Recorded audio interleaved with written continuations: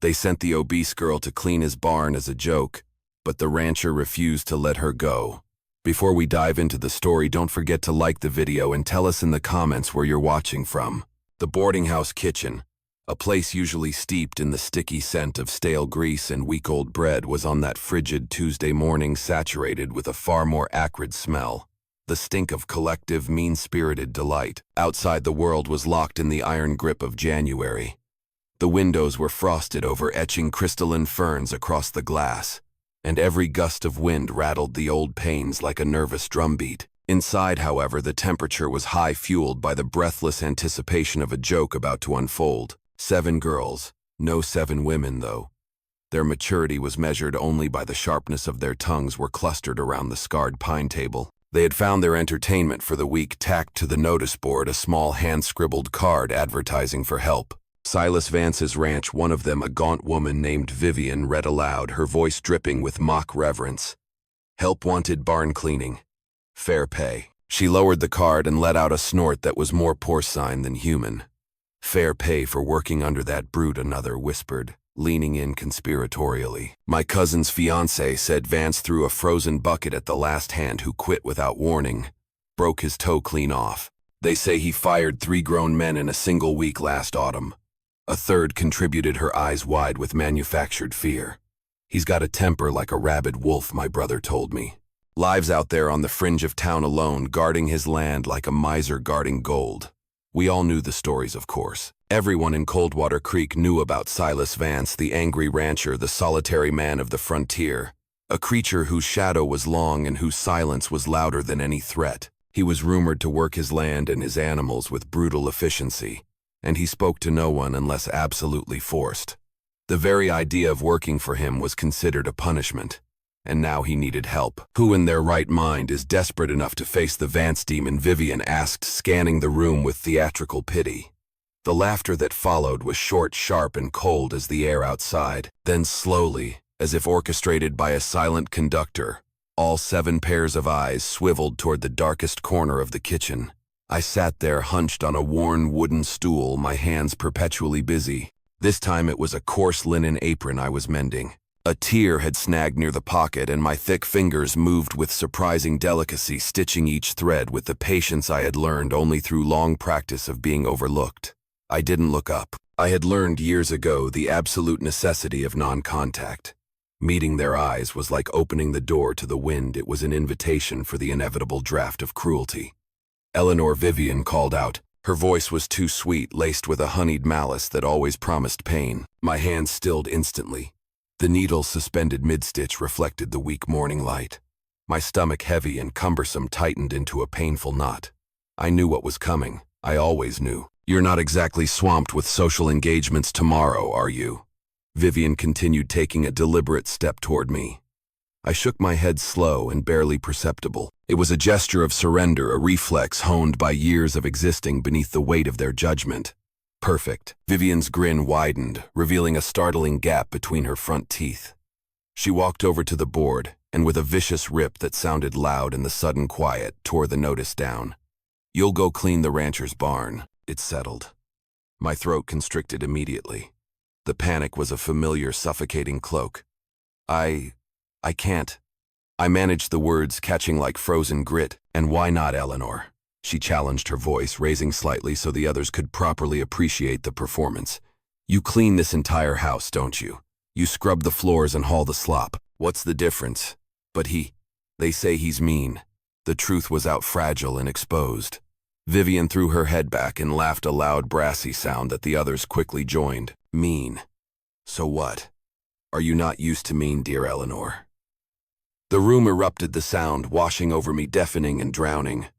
Before I could process the insult, another girl circled closer, her expression clinical and cruel. Besides, she added, her voice dropping to a theatrical whisper meant for maximum penetration, you're built for heavy work, aren't you? All that lifting, all that bending. You've got the foundation for it. More laughter. My cheeks burned a furious scarlet. The shame was a visceral, suffocating thing, tightening my chest until I could barely draw breath. Look at her, a voice near the doorway snickered, loud enough to cut through the din. She can barely fit through the pantry doorway. Imagine her trying to squeeze into that dusty barn. Maybe she gets stuck. Old Silas will have to butter the frame to get her out. The roar of laughter that followed was the final blow. My hands, which had been so steady with the needle, began to tremble violently. I kept my gaze fixed on the apron in my lap, stitching faster, harder, trying to disappear entirely into the coarse fabric. I wanted to be swallowed by the dark corner, to vanish from the face of the earth.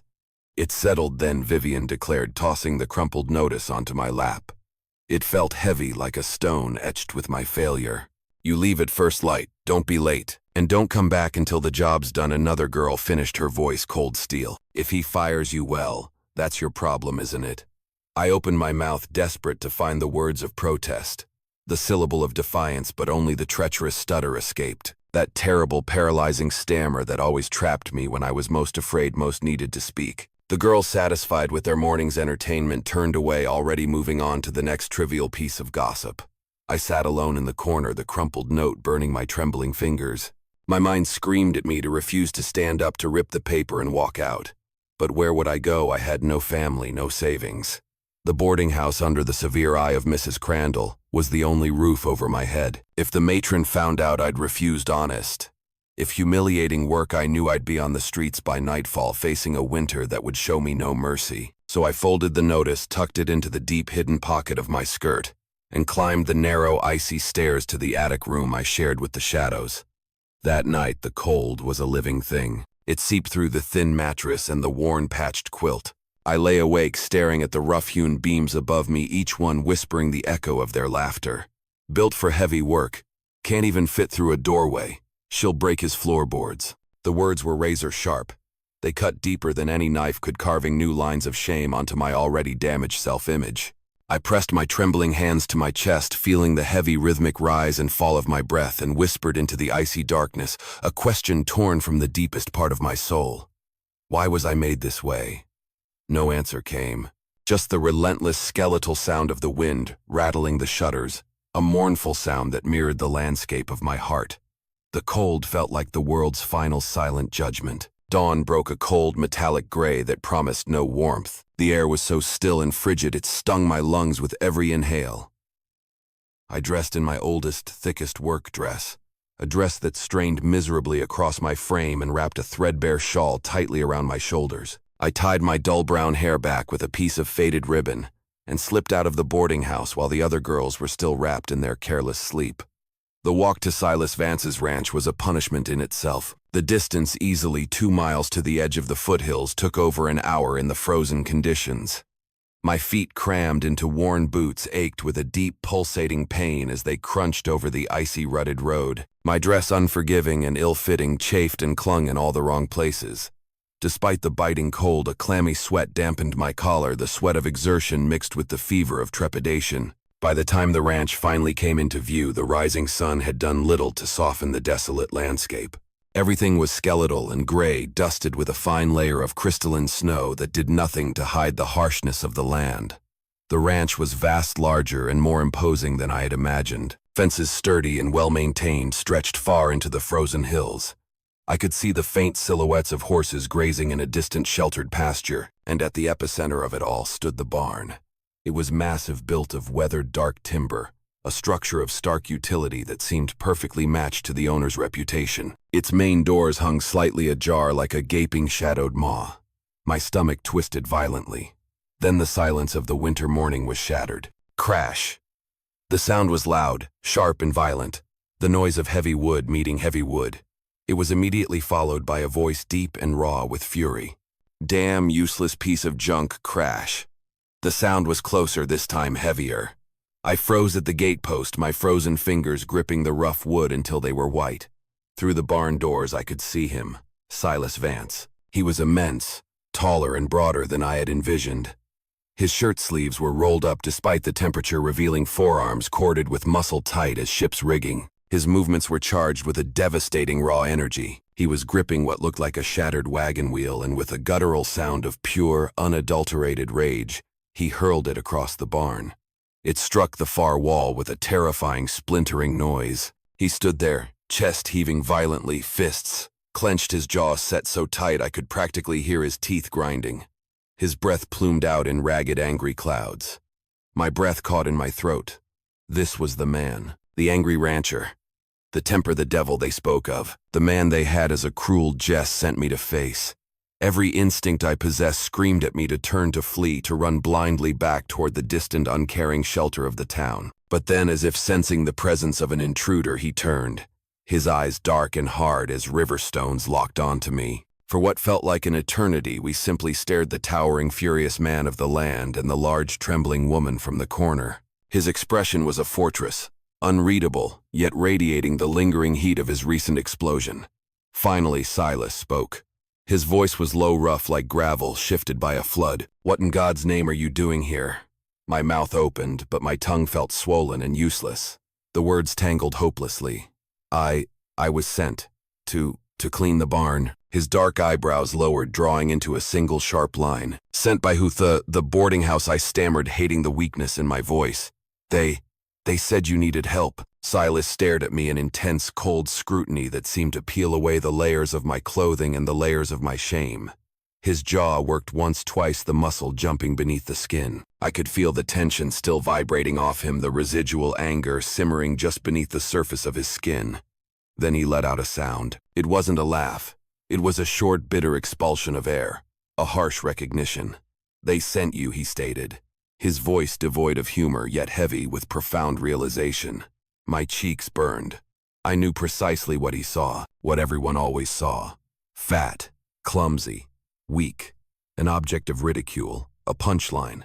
Silas turned abruptly, running a huge, calloused hand roughly through his already disheveled dark hair. He didn't look back when he spoke again. "Go home. Now." I blinked, the frozen tears starting at the edge of my eyes. "What I said, go home," he repeated, his voice gaining a sudden, dangerous edge. "I don't need charity work, and I certainly don't need help from someone they sent as a sick damn prank." My chest tightened until it felt brittle. I knew I should obey. I should thank him for his unexpected mercy and walk away. But as the image of the boarding house, the sharp, glittering eyes of Vivian, and the matron's inflexible face flashed in my mind, a surge of desperation, cold and pure, took hold. No work, no shelter, no survival. My voice emerged stronger this time, fueled by the primal fear of the coming night. "I need the work, Mr. Vance." He stopped dead. Slowly, he turned back, his gaze heavy and analytical. "You need it," he repeated, testing the flavor of the words. Yes, I confirmed, finding a depth of conviction I didn't know I possessed. "I need it." He studied me then, and his expression shifted again. For the first time, it wasn't hard or angry or resigned. It was something else, something raw perhaps, or even a fleeting, powerful echo of understanding. Then he pointed toward a rough-handled broom leaning against the barn's shadow-drenched wall. "Fine," he clipped out. "You want to work, then work. Don't talk, don't complain, and stay the hell out of my way." I nodded quickly, a sharp, grateful jerk of my head, my heart hammering a furious rhythm against my ribs. Silas Vance turned and walked back toward the shattered wagon, parts his heavy boots crushing the frozen dirt. I picked up the broom. It was rough and splintered, but its weight felt solid and grounding. For the first time in my memory, I didn't run from the surrounding anger. I stood in the midst of it, holding my ground. The interior of the barn was a testament to long neglect and recent rage. Dust, thick and ancient, hung in the cold air, clinging to every exposed surface. The floor was a minefield of debris, hay scattered everywhere, broken tools leaning precariously against the walls, and a neglected leather saddle lay overturned in a dusty corner, cracked and stiff from disuse. The air was heavy with the smell of old straw, animal musk, and the faint metallic scent of frozen manure. I gripped the broom tightly and started sweeping. Within minutes, my unaccustomed arms ached with a burning intensity. The dust disturbed after months made me cough violently, deep, rattling hacks that I tried desperately to suppress. The cold air outside was still biting, but here in the sheltered effort, sweat quickly dampened my forehead and stung my eyes. But I did not stop. I worked in a silent fury, focusing all the humiliation and fear of the past years into the rhythmic, monotonous act of cleaning. I worked the way I had learned to survive in visible quiet, and absolutely relentlessly efficient. Silas, meanwhile, was working outside, hammering new fence posts into the iron-hard ground with a brutal, controlled force. Each strike of the sledgehammer echoed across the desolate ranch like a thunderclap, sharp and final. I could feel his anger in every blow, relentless, sharp, and seemingly inexhaustible. He was fighting the cold, the land, and perhaps something much deeper inside himself. Hours passed marked only by the movement of the winter sun as it climbed reluctantly higher in the pale sky. My back began to ache with a deep grinding pain. My hands, despite the thick worn cotton of my gloves, soon developed blistering hot spots around the broom handle which threatened to burst and bleed. But the barn began its slow, inevitable transformation. The main floor was cleared. The scattered hay was neatly stacked in a corner. The tools gathered from across the space were organized along the wall, leaning ready for use. I worked in total silence, unnoticed, and more importantly, unheard. Midday came and went. Silas hadn't spoken a single word, hadn't even truly looked inside. I paused, leaning heavily against a solid wooden beam, gulping the cold, thin air. My stomach rumbled a deep, embarrassing sound that spoke of the breakfast I'd been too afraid to eat. You missed a spot. I jumped, dropping the broom with a clatter that sounded deafening in the sudden stillness. Silas stood in the wide doorway, framed by the blinding white light of the winter afternoon Sunday. He was a colossal dark silhouette, his face obscured, still hard and unreadable. He pointed a long, straight finger toward a far corner where a small, overlooked pile of straw still lay scattered. I nodded quickly, my cheeks burning with the fresh flush of failure. "Sorry, Mr. Vance. Fix it," he commanded, his voice gruff, neutral. He watched me for a long moment, a silence that felt heavier than any reproach, then turned and walked back out toward the fence line. My hands trembled as I swept the corner clean. I had expected cruelty, expected him to throw me out with a volley of verbal abuse, just as the girls at the boarding house had predicted. But he hadn't. He was certainly severe, demanding, and utterly cold, but I realized with a shock that he wasn't cruel to me. He was just angry. Angry at the broken wagon, angry at the frozen ground, angry at the world. By late afternoon, I had finished the entire main floor. My body screamed for relief. My legs were trembling, uncontrollably aching down to the marrow, but I refused to stop. I found the rough wooden ladder and began the perilous climb to the loft, determined to sweep the dust and debris from the dark rafters above. I was halfway up when I heard the heavy, distinctive rhythm of his boots below. Silas stood at the base of the ladder, holding a battered tin cup in his hand.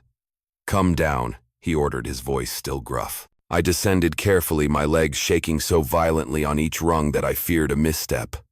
Silas held out the cup. "Drink. Water. It's cool and clear." I stared at the cup, then at him, utterly dumbfounded. I don't want to be a bother, sir." "You're no good to me if you collapse," he stated, his logic brutally pragmatic, yet beneath the harshness something almost human had softened. "Just a fraction." I took the cup with trembling, dirt-caked hands and drank. The water was icy and clean, the sweetest, most revitalizing thing I had tasted in days. It felt like cool mercy pouring into my parched, exhausted core. "Thank you," I managed to whisper the single heartfelt phrase, feeling inadequate. Silas only grunted a noncommittal sound, then turned and walked back toward the darkening fence line. I watched him go, the empty tin cup still clutched tightly in my hands. For the first time since I had walked through that gate, the tightness in my chest eased. Here I was not a joke. I was a tool perhaps, but a useful one. And for that I had earned a drink of water. The sun began its rapid winter descent, painting the pale sky in violent streaks of bruised orange and deep melancholy purple. I finished the loft and climbed back down. My body was a road map of aches. But the barn itself gleamed, every corner swept, every tool in its proper place, the hay stacked neatly. I stood in the doorway staring at the results of my 10-hour labor and felt a sensation that was startling in its unfamiliarity, pride. Silas appeared from the distant pasture, leading a massive draft horse by the reins. He tethered it to a post, then paused, his dark eyes sweeping across the barn's interior. The clean floor, the organized tools, the neat stacks. For a long, significant moment, he said nothing. Then very quietly he spoke. "You're still here. You said to work, Mr. Vance." I replied, my voice steady now. "So I worked." Silas's jaw tightened. He stepped inside the barn, his boots heavy and deliberate on the newly swept floor. He ran a huge, skeptical hand along the clean surface of the wooden wall. His fingers came away clean. "The girls at the boarding house," he said, slowly, turning to face me. "They sent you here to fail." My throat closed with instantaneous shame, but I met his gaze. I gave a small, defeated nod. "Why did you stay?" he pressed. I needed the work." "Is that all, Eleanor?" I hesitated. The truth demanded to be spoken regardless of the consequences. Softly I whispered I wanted to prove them wrong. Silas studied me then. and his expression shifted again. For the first time, it wasn't hard or angry or resigned. It was something else, something raw perhaps, or even a fleeting powerful echo of understanding. "You did good work today," he said finally. The simple sentence struck me with the force of a physical blow. My eyes instantly stung burning with the sudden unbidden threat of tears. I blinked furiously, trying to force them back, unwilling to appear weak after all this effort. Thank you, I managed. Silas nodded once his acknowledgement complete. He turned and walked toward the house. He paused on the threshold, his silhouette framed in the doorway. "Be back at dawn. There's more to do." My breath hitched. You want me to come back?" Silas looked over his shoulder. "You want the work or not?" Yes, I do." "Then be here at dawn." He disappeared inside, and the door closed with a firm click. I stood alone in the magnificent, now clean barn as the twilight deepened around me. My entire body screamed in protest. My hands were raw and blistered, but my heart felt inexplicably lighter than it had in years. I wasn't a joke here. I was a worker. And for the first time in my life, a man who lived by honest, demanding standards, had told me I had done good. The walk back to the boarding house felt miraculously shorter, perhaps because the icy road no longer felt like a path to the gallows. When I arrived, the girls were gathered in the kitchen, their laughter bubbling over supper. Well, Vivian called out, her voice mockingly cheerful. "The joke's back." "How long did you last, Eleanor?" "An hour. Did he throw a bucket at you?" "We took bets on whether you could even fit through the barn door." I walked past them without a word. Their cruelty, usually so paralyzing, felt distant, muffled by the sheer exhaustion and the quiet validation I carried. I climbed the stairs, washed the dirt and sweat from my face in the basin, and collapsed onto my mattress. Let them laugh. Tomorrow I would be back at the ranch. And the day after that. Silas Vance hadn't laughed at me. He had given me water. He had told me I did good work. In a world that had spent years tearing me down, those small acknowledgments felt like the first foundation stones of a bridge I hadn't known I could cross. Outside, the stars appeared scattered like brilliant diamonds across the velvet cloth of the winter night. I closed my eyes and whispered into the dark, "Thank you." Not to the girls, not to the matron, but to the angry rancher who had allowed me to prove I was more than their punchline. Meanwhile, somewhere across town, in his simple house built by rough hands and guarded by high, silent walls, Silas Vance sat by his small, crackling fireplace. For the first time in years, the barn was truly clean. For the first time in years, someone had worked without complaint about the work itself, or about the conditions, or about him. For the first time in years, the silence in his house didn't feel quite so heavy, so isolating. He thought of the woman with the trembling hands and the determined eyes, the one they'd sent as a joke, the one who had endured anyway. And something inside him, something he'd buried deep beneath the layered scar tissue of his father's fists, and his mother's long, cold silence, began to stir. It wasn't love, not yet.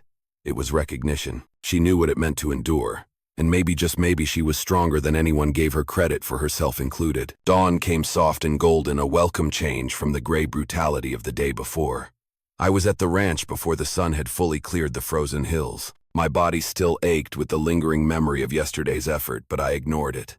I had promised to be here, and keeping that promise felt like a declaration of war against my own weakness. Silas was already awake, splitting logs near the house. His heavy woolen shirt clung to his back, already damp with sweat despite the cool morning air. Each swing of the axe was precise, controlled, an act of sheer focused power, but beneath the rhythm I could still sense the anger.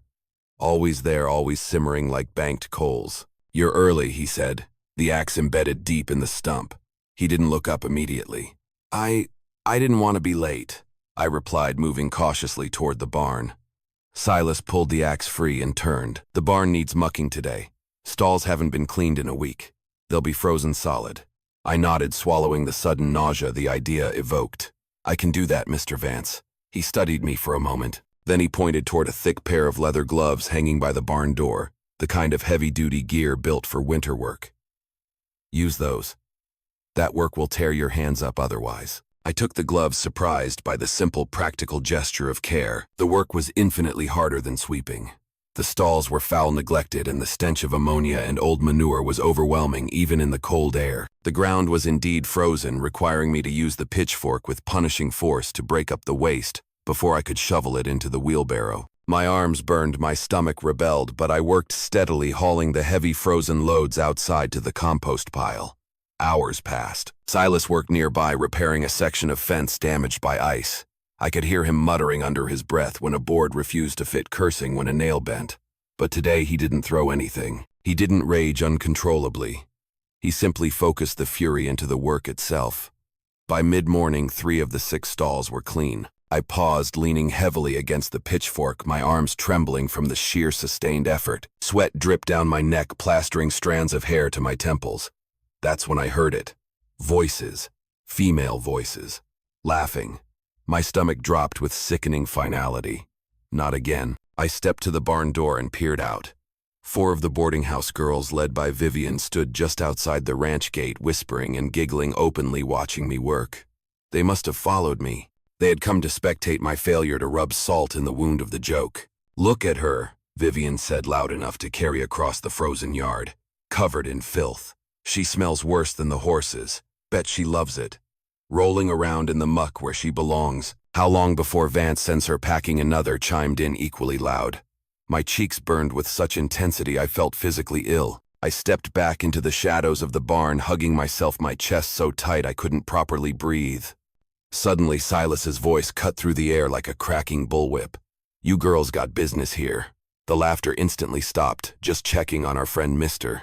Vance. Vivian called back, her voice sickly sweet and false. "Your friend's working." Silas's voice was low, dangerous. "You're distracting her. Leave." "We'll leave when we're ready," Vivian retorted, trying to maintain her bravado. Silas dropped his hammer. The sound of the tool hitting the frozen dirt was a declaration. He started walking toward the gate, slowly, deliberately. The girls, realizing the immediate visceral threat of his anger, shifted uncomfortably. "I said," Silas repeated, his voice dropping to a near whisper that was somehow more terrifying than a shout. "You're distracting her. Leave now." Vivian opened her mouth to argue, but the sheer, unwavering force of his glare silenced her. They turned their whispering, turning furious, and hurried back toward town. I stood frozen in the barn, my hands shaking violently against the pitchfork handle. He had stood up for me. Again. He hadn't just tolerated me. He had protected me. Silas returned to his work without a word, as if nothing out of the ordinary had occurred. But for me, the incident was a tectonic shift. That afternoon, Silas asked me to help him stack the hay bales in the loft. I climbed the ladder, my muscles screaming in exhausted protest. The bales, dense with dry winter hay, were far heavier than they looked. I gripped the first one, trying to hoist it, but it barely budged. I tried again, my face flushing scarlet with the humiliating effort. Still nothing. Then the sound of heavy breathing and boots ascending the rungs behind me. Silas appeared, his massive frame filling the small loft space, trapping the already thin light. "Here," he said, his voice clipped but practical. He reached past me, gripping the bale with effortless ease. "We'll do it together." Our hands touched just for a moment as we maneuvered the bale, but the contact, fleeting as it was, felt like a jolt of electricity. His hands were rough, scarred, undeniably strong, yet surprisingly careful. We lifted the bale together, stacking it against the far wall. "Next one," Silas said. We worked side by side, moving bale after bale. The air was thick with hay dust and the heat generated by our combined effort. The space between us grew smaller. Our shoulders brushed our hands, connected and disconnected again and again as we worked. Neither of us pulled away. There was only the singular shared purpose of the task.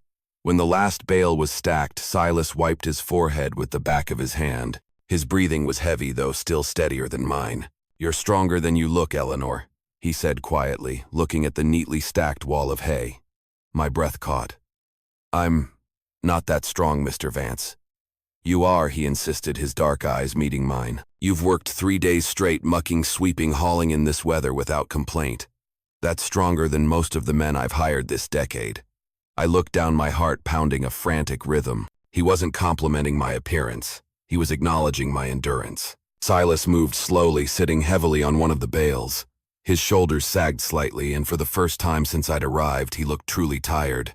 Not angry, not furious, but simply drained. The sight was profoundly humanizing.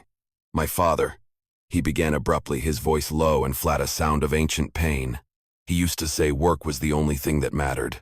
Didn't matter if you were bleeding, didn't matter if you were sick.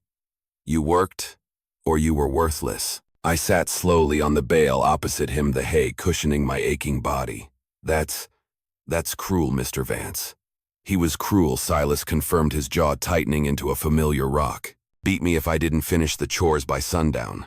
Told me I'd never be more than the dirt under his boots. Said I was too emotional, too weak. My chest ached with an immediate deep sympathy. I'm sorry, Silas. I used his first name without thinking, and neither of us corrected it. He shook his head, a gesture of dismissal, not forgiveness. I survived him. But the anger, it never left. I carry it around like a club, ready to smash the next thing that tries to hurt me. Silence fell between us, thick and heavy with unshared pain. Then I spoke, my voice soft, hesitant, yet compelled. The girls at the boarding house, I whispered, staring at my rough, calloused hands. They've mocked me since the day I arrived. Called me worthless, ugly, a burden. Said I was too large, too much, taking up too much space in the world. I started to believe them. Every word. Silas looked at me, truly looked. There was no judgment, no mockery, only an acute, painful awareness. You're not worthless, Eleanor. The words were simple, unadorned, but they struck the core of the self-hatred I had carried for 28 years and cracked it open. Tears spilled before I could stop them, hot and uncontrollable running tracks down my dirty cheeks. Silas stood crossing the small space between the bales. He didn't speak. He simply offered his hand, a massive scarred anchor. Come on, Eleanor. Day's not over yet. I took his hand. His grip was firm, radiating a comforting warmth. And as I allowed him to pull me up for the first time in my life, I didn't feel like a joke. I felt seen. Word travels fast in a small, cruel town like Coldwater Creek, especially in the dead of winter, when there is little else to distract the idle mind. By the end of the week, everyone knew. The fat girl from the boarding house was still working at Silas Vance's ranch, and he hadn't fired her. The saloon buzzed with malicious gossip. Men hunched over cheap whiskey, their voices rising with drunken, ugly mockery. Vance is keeping the joke, girl must have gone soft or blind, one of the two. Bet she's warming his bed is why. Only reason he'd keep that mountain around. The laughter that followed was brutal, a collective howl of small-minded malice. The winter air seemed to carry the poison of their words right to the ranch's border. One man, Tom Hadley, a heavy-set, belligerent rancher from the north end of town, slammed his glass down, the sound ringing through the saloon. Someone ought to ride out there, see what's really going on. He's making a fool of the whole valley. 3 others quickly agreed, fueled by alcohol and the need to assert their own precarious social standing. By sunset, 4 men on horseback were riding toward Silas Vance's isolated ranch. I was sweeping the porch of the small cabin, a task I had added to my routine, when I heard the distinct, heavy sound of approaching hooves. My stomach plummeted. I knew that sound. I knew what it meant. Trouble. The men reined in near the gate, grinning wide, the winter wind whipping their heavy coats around them. Well, Tom Hadley called out, his voice thick with sarcasm. Heard Vance has finally hired himself a maid. I froze, the broom handle a useless weapon in my hands. Another man cackled. Maid, that's generous, Tom. More like a circus act. How much is he paying you, sweetheart? By the pound, the laughter cut through me like shards of ice. My hands trembled, my legs threatened to give out. I wanted desperately to run inside, to hide, to disappear into the comforting shadows of the barn. But then the cabin door opened behind me. Silas stepped onto the porch, silent, towering, radiating a contained, dangerous stillness. His eyes, fixed entirely on the men, were pools of frozen darkness. "You boys lost." His voice was low, devoid of inflection, yet profoundly menacing. Tom grinned, unaffected by the rancher's reputation. "Just checking on you, Vance. Heard you kept the joke the boarding house sent. We were concerned." Silas descended the porch steps slowly, deliberately. Every movement was weighted with intent. "What I do on my land is none of your damn concern, Hadley. It just seems strange," another man chimed in, leaning forward on his saddle. "You turning down good workers for months, then keeping her. She works harder than any man you've got." Tom laughed, a short barking sound of disbelief. "Come on, Silas. Look at her. You really expect us to believe that I don't expect you to believe anything?" Silas countered, his fists clenching and unclenching at his sides. "I expect you to get off my property, now." The tension was palpable, thick and choking like wood smoke. Tom stared at Silas, assessing the potential consequences of an outright fight. "We're just having a little fun," Tom muttered. "Fun's over. Leave." Tom's offensive smile vanished, replaced by an ugly sneer. "You defending her honor now?" The fat girl from the boarding house. Silas took one last slow step toward the gate. His voice dropped to an absolute whisper of fury. You call her a joke. She's done more honest work in 1 week than the lot of you do in a month of Sundays. Now get before I make you. The air crackled. Tom stared at Silas for a moment longer, then spat into the frozen dirt in act of defiance. Your funeral, Vance. The men turned their horses and rode off, their residual laughter fading quickly in the biting wind. I stood frozen on the porch, my entire body shaking, tears streaming silently down my face. Tears of relief, of shock, and of an overwhelming unbidden gratitude. Silas turned back to me. You all right, Eleanor? I nodded, but the tears wouldn't stop. Silas climbed the steps and stood beside me. For a long moment, neither of us spoke. You didn't have to do that, I whispered, my voice choked. Yes, I did. They'll talk, I insisted, my voice thick. They'll say terrible things about you now for defending me. Silas shrugged, the gesture vast and dismissive. Let them. I stopped caring what this town thought of me a long time ago. I looked up at him, bewildered. Why, Silas? Why do you care what they say about me? Silas looked down, his expression softening in a way that truly broke my heart. The granite of his face seemed to melt, revealing a profound vulnerability. Because you deserve better than their cruelty, Eleanor. You deserve better than all of it. The words shattered me. My entire life had been spent internalizing the belief that I deserved exactly what I got, the mockery, the shame, the loneliness. But Silas Vance, the angry rancher everyone feared, was telling me with the weight of his conviction and his fierce protective presence that I deserved better. And for the very first time, I believed him. Inside the small warm cabin, Silas poured me water and sat across from me at the simple pine table. I need to tell you something, he said quietly, leaning his arms on the table. I waited, my heart hammering. They're not going to stop, he continued, his eyes locked on mine. The town, the girls, they'll keep coming. Keep talking. It's going to get worse before it gets better, Eleanor. They hate it when someone breaks their rules. I know, I whispered, the fear creeping back in. If you want to leave now, he said, his voice flat with forced neutrality. I'll pay you for the work you've done. Enough to get you to the next town.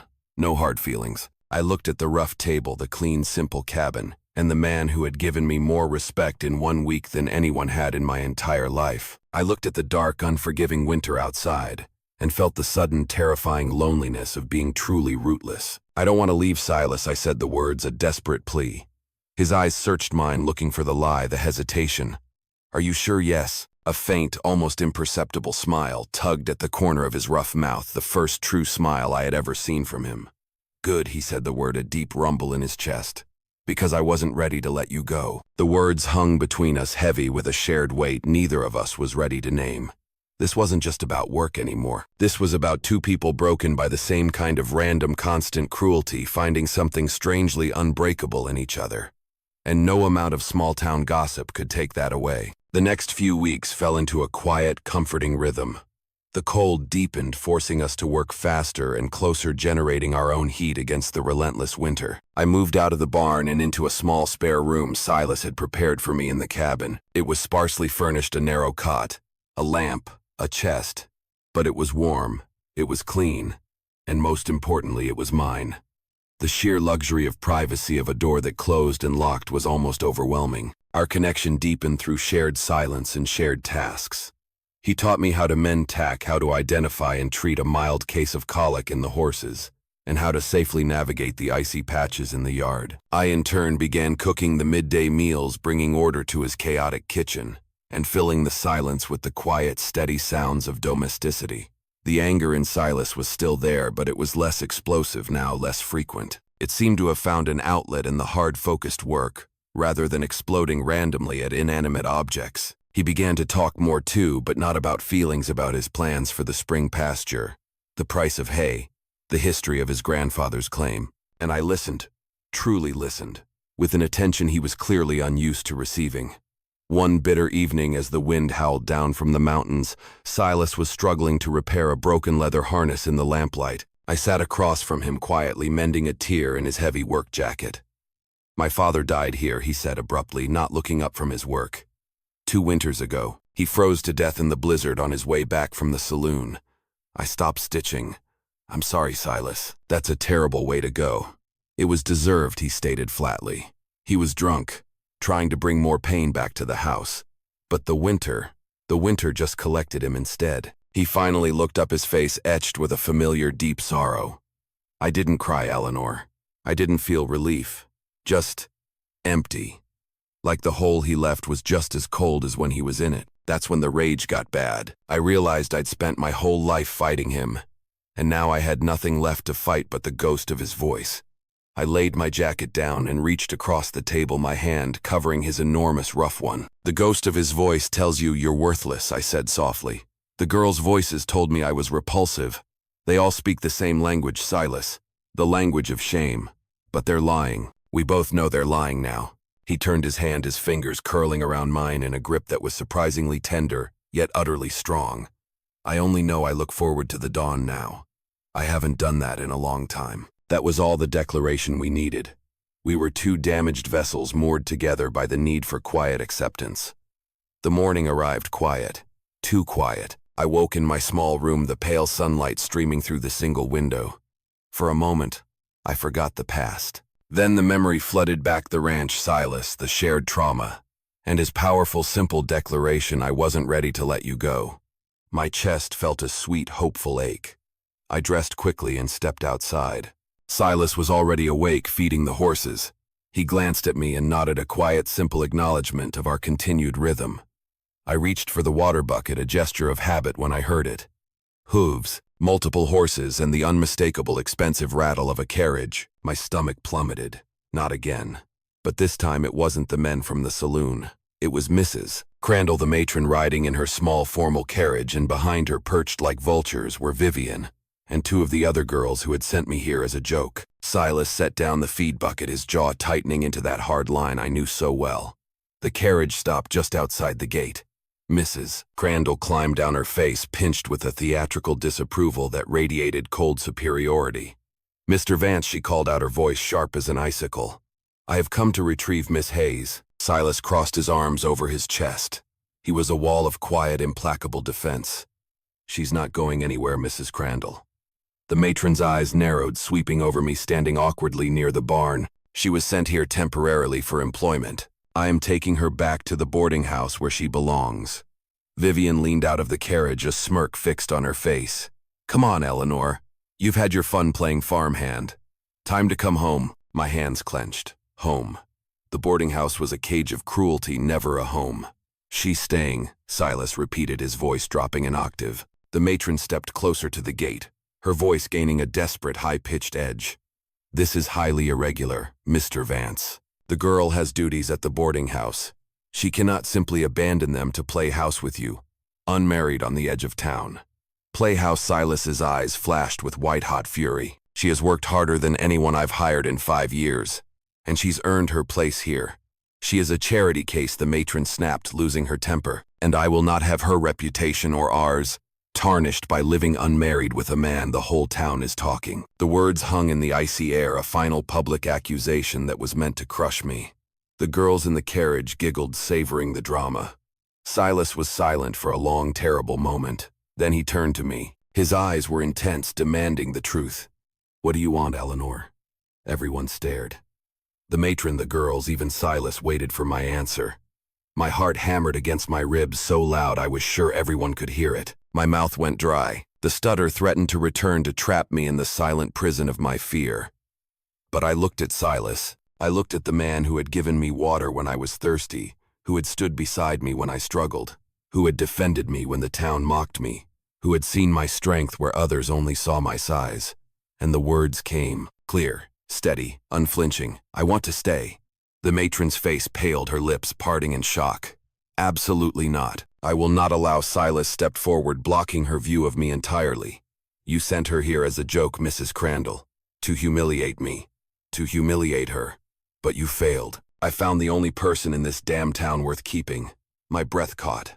I didn't dare move. Silas turned to me then, and his voice softened, a sound I had never expected to hear, deep and sincere. "You are not a joke, Eleanor. You never were. And if you'll have me," he said, his gaze locking with mine in a promise that spanned years, "I'd like you to stay. Not as a worker. As my wife." The world stopped. The girls gasped. The matron sputtered, her carefully constructed outrage dissolving into sheer astonishment. I stared at him, tears of joy and disbelief spilling down my cheeks. You "You want to marry me, I do," Silas said simply. "If you'll have a man who's too angry and too rough around the edges." I laughed through my tears, a sound that felt brittle and bright. "I will, Silas. I will." Silas's face broke into the first true radiant smile I had ever seen from him, a sight so powerful it took my breath away.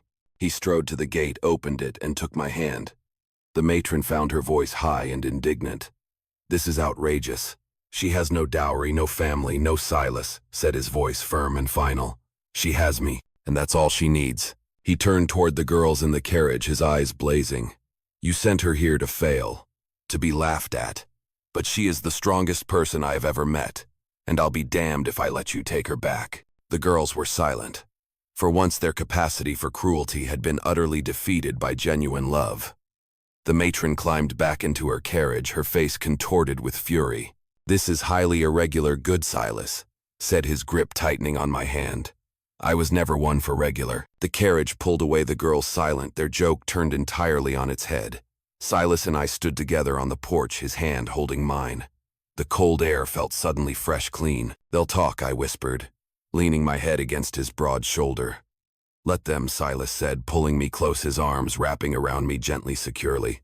"I've got everything I need right here." I melted into his embrace, feeling safe and seen for the first time in my life. I never thought, I whispered against his chest, that anyone would choose me. Silas tilted my chin up, his rough thumb wiping away my remaining tears. "You weren't sent here as a joke, Eleanor. You were sent here so I could find you." And there on the porch of the ranch where I'd arrived, trembling and afraid, I stood tall, not as the fat girl, not as the joke, but as the woman. The angry rancher refused to let go, the woman he chose. And as the sun rose higher over Coldwater Creek, Silas Vance and Eleanor Hayes stood together, hand in hand, ready to face whatever came next. The joke, after all, was on the town. I had saved him just as profoundly as he had saved me. And together we were unbreakable.